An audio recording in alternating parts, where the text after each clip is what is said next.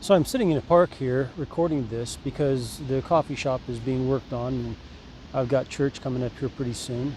But I want to ask you this question. How do you know if you've been saved? Now I know that you've responded to an altar call or someone has come and approached you and preached to you and you've responded positively about Jesus. But how do you know that you've been saved? What are the signs or the symptoms of this? Well, the clearest symptom that you have is that you want to stop sinning. That's a clear symptom. You have this urgent need to stop sinning. You know that it's something that is highly offensive to God. It is the most offensive thing to God. Whoa, almost. And you need to stop. But then when you go to church and you talk to the pastor or another Christian, and you tell them that, well, I'm trying to stop sinning, but I keep falling back into it. And you'll hear Christians say it, and you'll hear it from the pulpit. You'll hear it preached. One Sunday you'll go, and you'll hear the pastor say, as long as we're in the body, we cannot help but sin.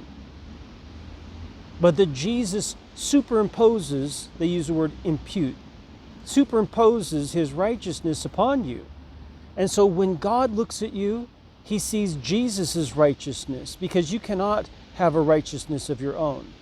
Now, all of these things are contrary, directly contrary to what the scriptures say. For example, in 1 John 3:7, it says, "My dear children, do not be deceived.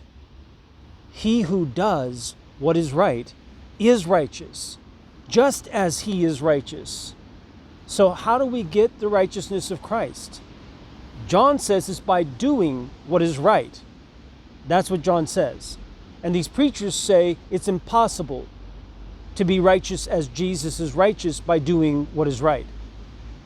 But John says by the Holy Spirit of God, in the testimony of God, that those preachers are liars. They're lying to you. And you find this throughout the New Testament especially, that all of these points that they talk about are lies. So you need to continue to struggle against sin. Put it to death. You need to stop. You've been saved out of the whole collection of individuals called the world. You've been saved from that. So stop sinning. Stop being like them. Be like Christ.